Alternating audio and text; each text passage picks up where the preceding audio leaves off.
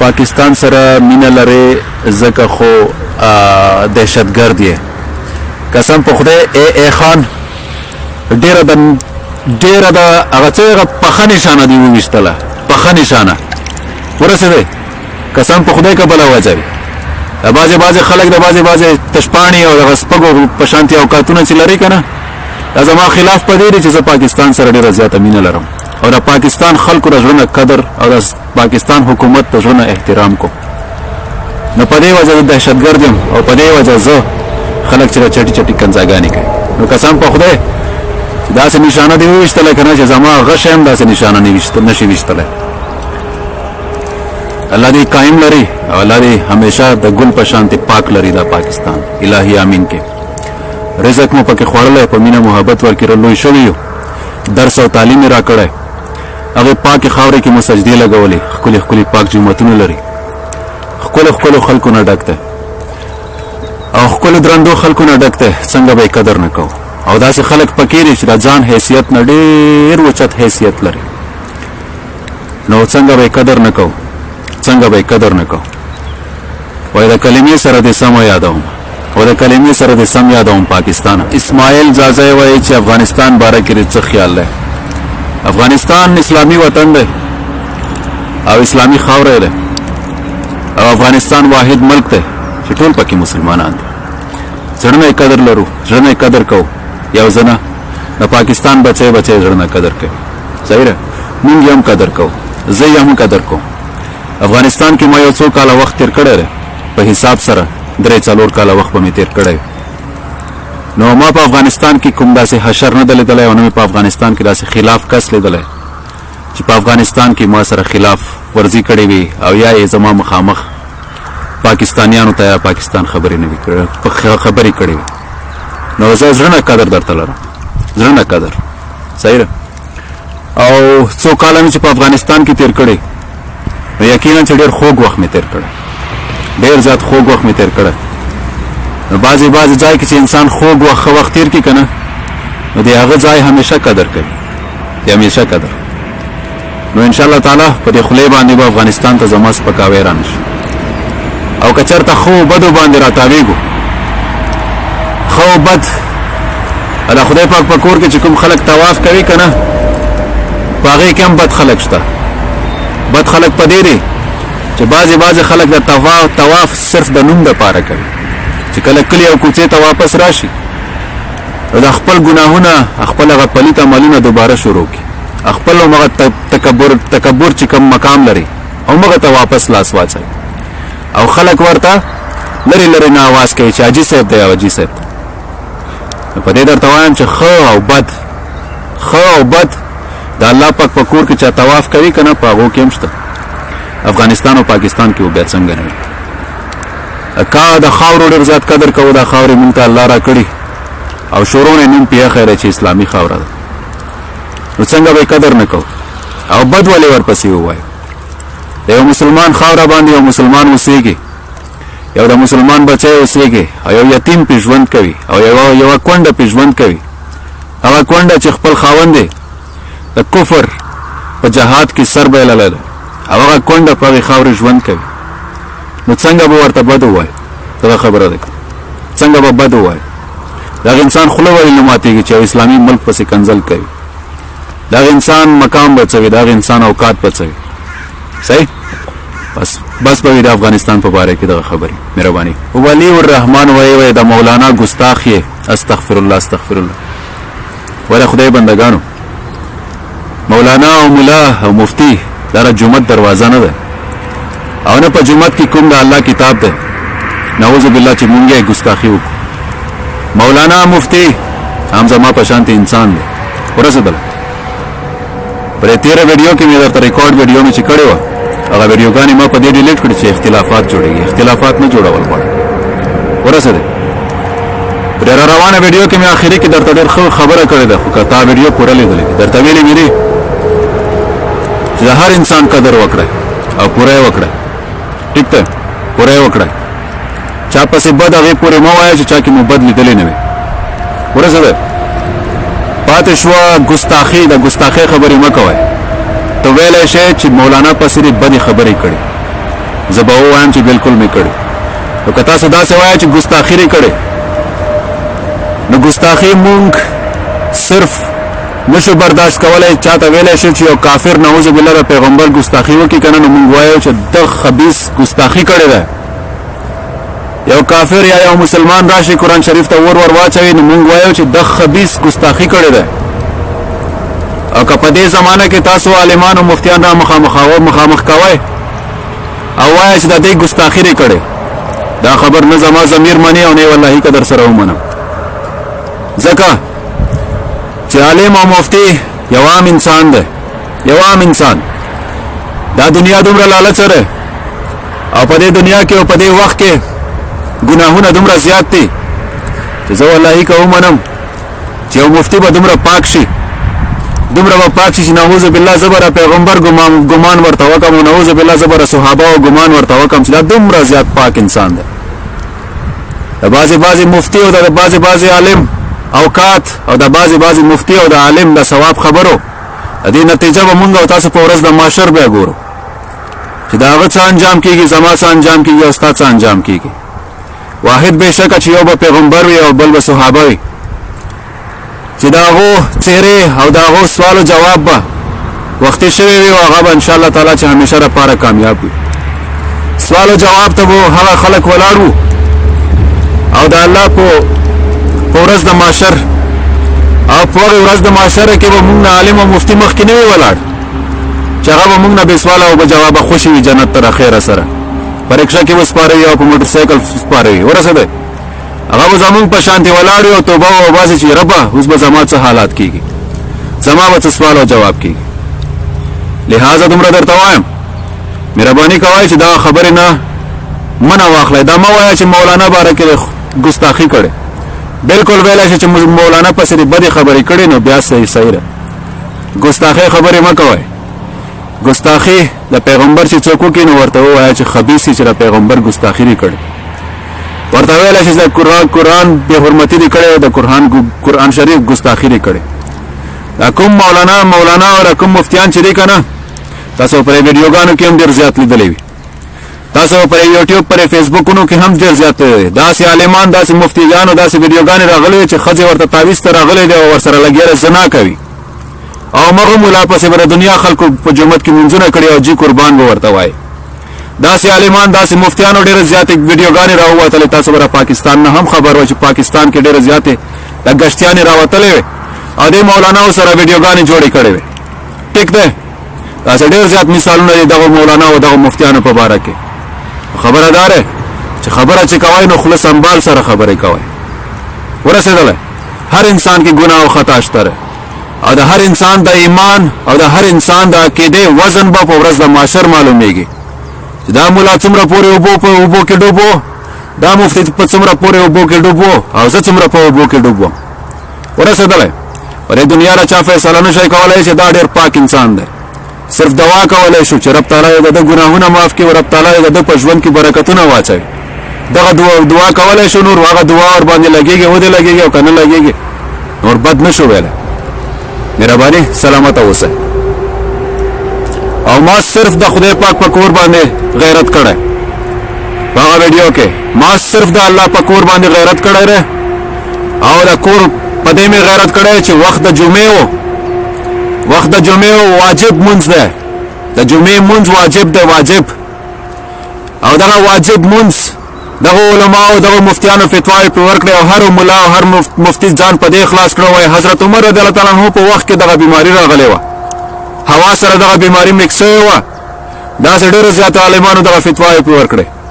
نو تاسو نه دغه یو سوال کوم چې په وخت د عمر رضی الله تعالی عنه په وخت کې چې دغه بیماري راغلی وه، ستاسو دې قسم وي چې دغه کورونا یې نوم و؟ دا کورونا بیماري خو داسې نه ده چې هوا سره مکس ده. دا بیماری خو هوا سره نه ده مکس. دا بیماری خو یو انسان ته انجکشن لګېدلی دی، انسان خولې نه بل انسان ته، او که یا انسان هغه نه ساینس چې وایي اوس د ډاکټران چې وایي مونږ خو نه په سترګو چېرته کورونا بیمار ولیدلو او نه و چېرته لیدلی ده چې چېرته کوم سړی مړ شوی. خو چې کله ستاسو را خبرې اورو په دې واړه سکرین کې اورو چې په پاکستان کې 100 مړه شول، په انګلینډ کې 15,000 مړه شول، په دې کې دومره مړه شول، والله کومې تر اوسه پورې څوک لیدلی درې مریضان را هسپتال درج کړي وو هغه کې زما یو خپل ملګری و وای د سره ملاقات ما کوي کور کې گرفتار کړه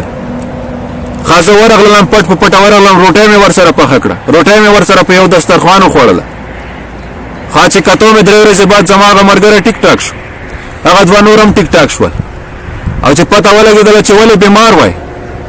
او جواب کې دا وره بیمار نه یم تاسو زکام وراته هسپتال را باندې دغه ولګوله چې هو دا خو کورونا مریض دی زه دا درته وایم چې واجب مونځ دپاره تاسو مریضي پرې نه د مریضۍ دپاره تاسو واجب مونځ پرېښو د جمعې مونځ تاسو پرېښو سوال در نه دغه پیدا کېږي چې را روانه جمعه را روانه ده په دې کې څه کوئ په دې کې هم جمعتونه بندوئ بله جمعه راځي په هغې کې هم بندوئ الله تعالی خو دا هم ویلي که نه چې درې جمعې مونځ چې جومات نه چا قضا کړو نو کافر دی ها تاسو را بیمارۍ د وجې نه به اوس جوماتونه بند کړئ خیره سره ها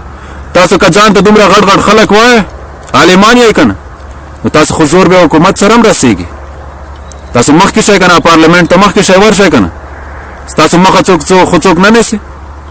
په دې ملک کې خو هم دغسې قانون دی یو عام انسان هم په دې پریزیډنټ سره میلاو شي خو چې کله ته کار ورسره ولرې پریزیډنټ خپله درته کوڅې ته راځي څه کار دی را سره ده تاسو خو هم ورتللی شئ وکئ دغه ملاقات وکئ که نه خپل پریزیډنټ سره خپل پي ایم سره وکئ ورسره ثابته کئ د علم په دایره کې د دین په دایره کې چې ته جومات څنګه بندولی شې ستا پلار هم نشي بندولی چې مرو هسې مرو په خپله نیټه دی مرګ په جومات کې خو نه دی جومات کې به یو مسلمان د بل مسلمان نه مري دغه عقیدې دي ستاسو دغه مذهب دی دغه دین اسلام دی ستاسو په دې وجه ما غیرت کړی ما صرف په جومات باندې غیرت کړی والله که په داسې مسلمان باندې زه غیرت وکړم چې هغه به د یو مرض نه ډارېږي او په کور به دننه شوی وي او هغه به ځان ته مفتي و عالم وایي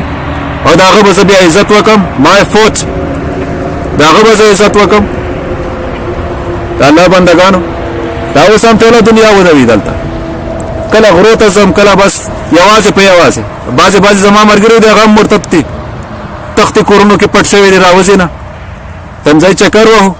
وایي دا بیماري ده وره خدای بندګانو دومره عقیدو کې کمزوري یې دا سوچ نه کوئ دا مرګ په نیټه دی بیماري خو هسې هم راځي کال کې چې یو انسان بیمار نه شي نو هغه په خپل ایمان باندې شک وکړي نو اوس به بل سبا به سکندر بیمار شي بیا به وایي سکندر ته کورونا بیماري ولګېده ای د خدای بندګانو نور څه نشم ویلی مقصد خفه نه شئ زما په خبرو باندې کله وارې جذباتي کېږم والله چې جذباتي کېږم الله دې وکړي الله دې موږ په خپلو جذباتو باندې کنټرول ساتي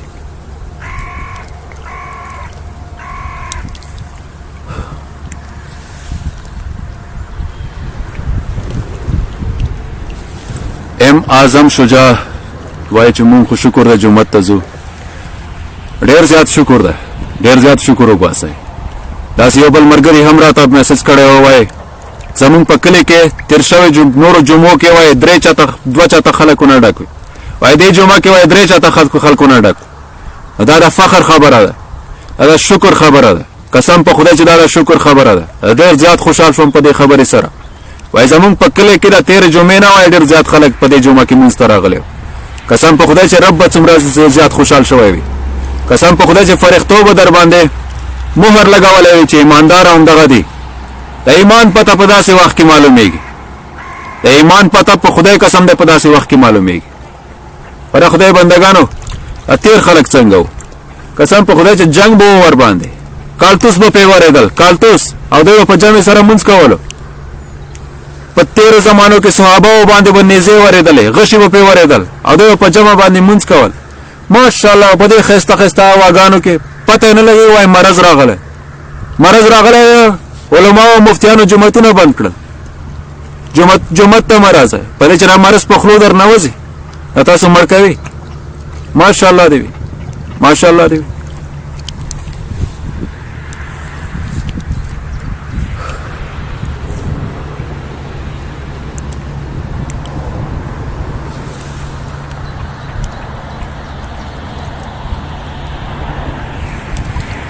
بادام منګش وایي ټوله ورځ هندي سانګز اوري او دلته مسالې کوي د هر څه یو وخت وي که څنګه سکندر هم همدغه شان دی کله وارې هندي سونګ هم اورم خو کله کله وارې د قرآن تلاوت هم کوم ورسېد هر څه یو لیمټ کې ساتم خو مذهب انلیمیټډ ساتم ورسېد زه داسې مسلمان یم ته څنګه مسلمان یې هغه تا ته پته زخیوال وایي ای بې سېواده وایي هغه وخت کې کالتوس چېرته و تورې وې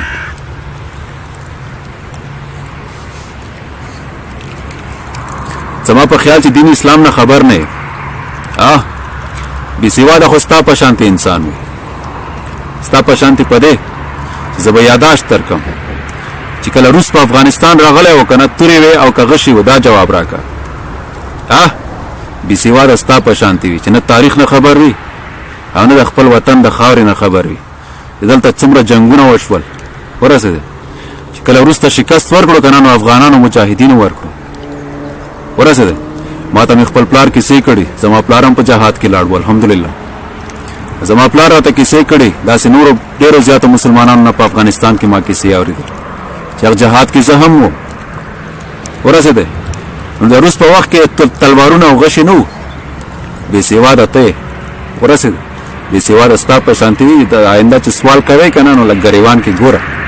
خبرې سره سوال کوه هغې کوه سوچ کوه او دا اوس د طالبانو وخت څنګه و امریکا چې څنګه راغله افغانستان ته هغه وخت کې خو اصلي مجاهدین جنګېدل که نه القاعده جنګېده اصلي طالبان جنګېدل اسامه بن لادن جنګېدو ورسېدله هغه وخت کې څه حالات و هغه وخت کې هم په جمع باندې لمونځ کېدلو غوټې ورېدل کالتوس ورېدل هوا نه غټ غټ میزایل ورېدل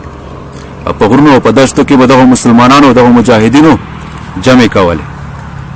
ای بې سېواده تاریخ نه هم نه یې خبر راسې چټي لګیا یې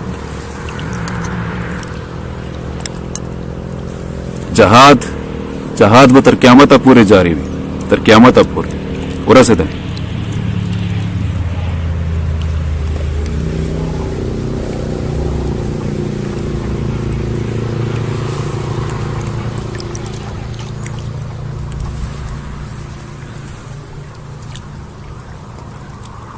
خا فایز محمد مننه کوم خوشحاله اوسئ زبیر خان ډیره زیاته مننه کوم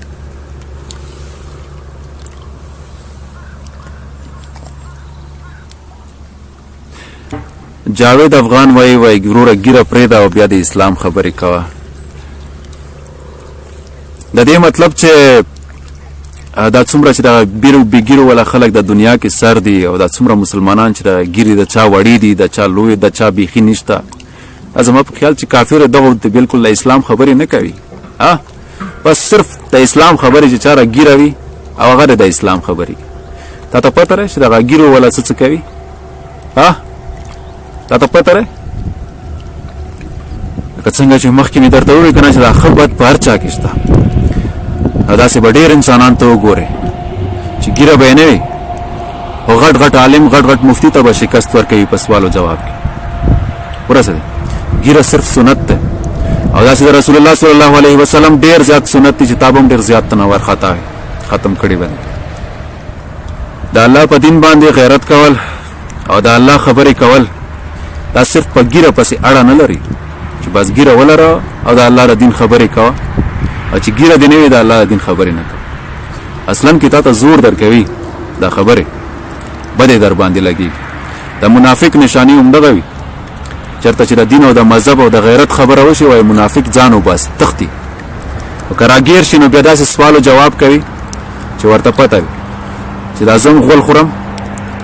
او دا زما خبرې هم غول دي ورسېد دا د منافق نشانی ده صحیح I hope you better understand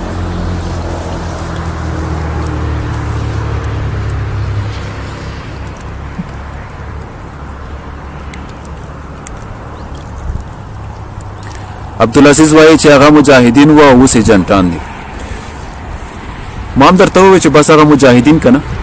او اوس چې ورته هر څه تاسو وایي هغه تاسو پوهېږئ په دې چې زه اوس یو بل وطن کې یم یورپ کې یم هغو کې څونه اوس نه خبر یم او نه یې راته پته یورپ کې هم یو نوې زندگی مې شروع کړې او ډېره ښکلې زندگی لرم الحمدلله. اوس تاسو پوهېږئ او ستاسې دا خلک پوهېږي چې هر نوم ورکوئ هغه ستاسو کار ده. خو زه به صرف دومره وایم چې انشاءالله تعالی اوس هم جهاد روان دی او الحمدلله اوس هم مجاهدین شته په دنیا کې. دا د رسول الله صلی الله علیه وسلم قول دی او د الله خبر ده. جهاد به تر قیامته پورې جاری وي. نو زه وایم چې مجاهدین به وي انشاءالله ضرور به وي او ښه ډېر به وي. څومره مینوال زما یې څومره فینس فالوور زما یې که نه که ډېر زیات نه وي که نه که ډېر زیات نه وي بیا به هم یو 40-50 خلک وي چې د سکندر وینې څکي. والله درته حقیقت وایم د سکندر وینې څکي. غریبانو ته سکندر وینې هغه ملاویږي نه غوښې ورته ملاویږي نه. نو څه وکړو؟ تاسو کوشش کوئ چې کله بازار ته ځئ بازار کې د پسه او د غوایي غوښه هالی کور ته چې راځئ په خپل لاس یې پخوئ او وایئ چې دا د سکندر غوښې دي دا به ډېرې مزېدارې خورم نه. همداسې خو تاسو ته سکندر په لاس نه درځي. یورپ کې ولاړ دی یورپ کې ناست او که چېرته یورپ کې یې د یورپ خو ما تاسو ته بار بار اډرسونه درکړي د خپل کور صحیح. نو بیا راشه نږدې نه وایي د نرتوب سینه په سینه هغې کېږي معلومېږي په خولې نه په خولې چې څوک ټغېږي که نه د هغه اوقات د سپږې وي. زه ته ولکه دروغ وایم بهتره ده چې په خولې باندې ښه الفاظ استعمال کوئ او درانده. سلامت اوسئ روغ جوړ اوسئ په هر ځای کې پازیټیو اوسئ. ژوند کې مې ډېر زیات محنت کړی ژوند کې مې که هره سختي تېره کړې ده او که هر څومره هم ورسره دردمند شوی یم هېر کړې مې نه دي هرې سختیانې مګر هم هر څه نه مې تجربه اخیسته. همت مې کړی نن یورپ کې ولاړ یم. همت مې کړی نن په یورپ کې الحمدلله که غټ نه وم یو ورکوټی کاروباري انسان یم. خو خپل ځان دپاره خپل ژوند دپاره خپل فیملی دپاره الحمدلله یو مقام مې جوړ کړی او لګیا یم نوره هم جوړم او الحمدلله په ترقۍ روان یم. په بربادۍ نه یم روان په تاوان نه یم روان. په تاوان او په بربادۍ هغه انسان مبتلا کېږي او راځي چې هغه کې په خپله د بربادېدو څه داسې عادتونه او خویونه وي پوه شوئ نو هغه چې کله هم ښو ته هم لاس اچوي هغه ګټې ته هم لاس اچوي هغه به همیشه په خساره کې په تاوان کې به وي. کوشش کوئ کوشش ځان په شانتې عزت بل ته هم ورکوئ. کوشش کوئ ژوند کې ډېر زیات همت کوئ. کار کړ هر څومره هم ورکوټی وي په ډېر درانده نظر ورته نظر کوئ. تاسو ته لپاره که هره مزدوري میلاویږي که هر څومره ورکوټې مزدوري ډېرې کمې پیسې وي کوشش کوئ هغه ځان ته ډېر غټ حسابوئ همیشه به کامیاب وئ. همیشه د 1 روپۍ هم قدر کوئ د 1 روپۍ ورسېدلی که ستا په کار رانشي که نه د هغې انسان خامخا په کار راځي چې چاته د 1 روپۍ ضرورت دی. ټیک دی الله مو سلامت لره نور درته څه نشم ویلی. بس مونږ به د خپلې بیبي کې کینو او داسې به ښایسته ښایسته په دې غرونو کې واپس ووځو. الله مو سلامت لره.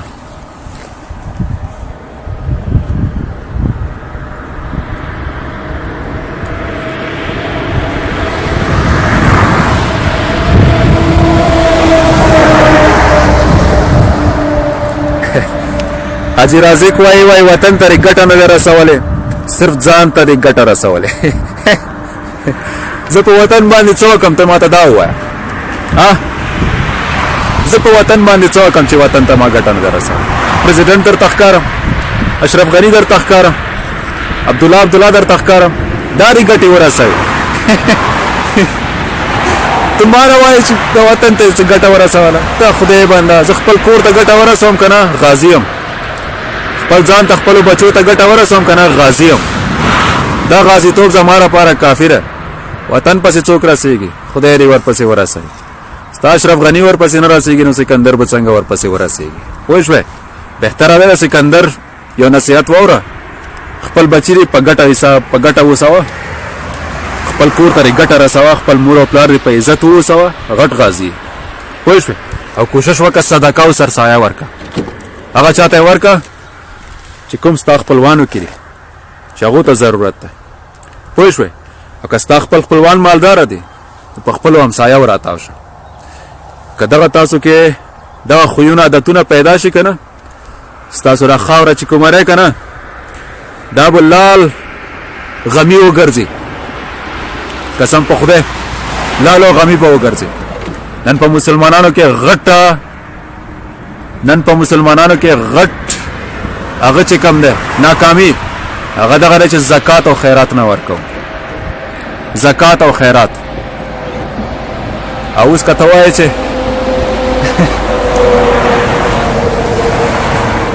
سم په خدای ډېره غټه خندا دې راوستله وای وطن ته ګټه نه دی رسولی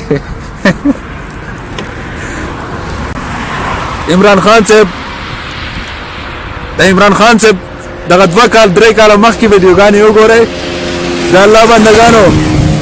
روغ جوړ ځوان و ښکلی ځوان انسان و او چې اوس دا ویډیوګانې ګورم که نه قسم په خدای بیخي راسې شوته پوته شو ډېر د ځور نه دا وره پاکستان کوم کونج پسې رسېږي اشرف غني ته وګورئ اشرف غني ته ماشاءالله دی افغانستان یې آباد کو افغانستان د خدای بندگانو کونډې یتیمانان ټولو ته ګټې ورسېدې ټولو ګوتایه سکندر به څنګه ګټه نه رسوي الله ماشاءالله صبر وکړه غاړه مې ټول سرو زرو نه ډک دی غمیو نه ډک دی ټکټ کوم د خیره په ایران باندې ووځم انشاءالله تعالی ډېرو خلکو ګټه رسېږي پوه شوې نو بیا ویډیو نه کوم ویډیو د هغو شیزونو نه جوړوم چې زه به تا ته وښایم چې دغه ګټه مې خلکو ته رسولې ده الله مو خوشحاله و آباد لره هغه کار نه راته وایه که نه چې کوم کار تاسو هم کولی شئ او کوم کار یو انسان کولی شي یو بادشاه نه پوه شوئ زه یو عام انسان یم هغه کار نه راته وایه چې کوم زما وس کې وي ټیک ده غریب او مسکین سړی وي ما ته پیج ته ډېر زیات میسجونه راځي ډېرو زیاتو سره مدد نه کوم الحمدلله ډېرو کمو سره خامخا کوم داسې یو مسکین وي داسې یو غریب وي سر په سترګو ووایه سکندر وروره زما وس نه رسېږي زما دغه ګاونډیان دي وس دې رسېږي صدقه خیرات در باندې وړې وروره صدقه خیرات راولېږه سر په سترګو حاضر جناب پوه شوې دغه شانته را کونډو یتیمانانو وي راته ووایه انشاءالله تعالی نوره ملګري مې دي دلته ډېر زیات مونږ کله کله وارې ملګري راټولېږو میاشته کې خیرات زکات دپاره پیسې اچو نو راته میسج وکړئ که نصیب دې را سره شوی وي میسجونه خو ډېر زیات راځي چې چا نصیب شوی وي هغوی ته یې ولېږو نصیب دې را سره شوی وي انشاءالله تعالی ملګرو نه به هم راواخلم دغه ګټه در رسولی شم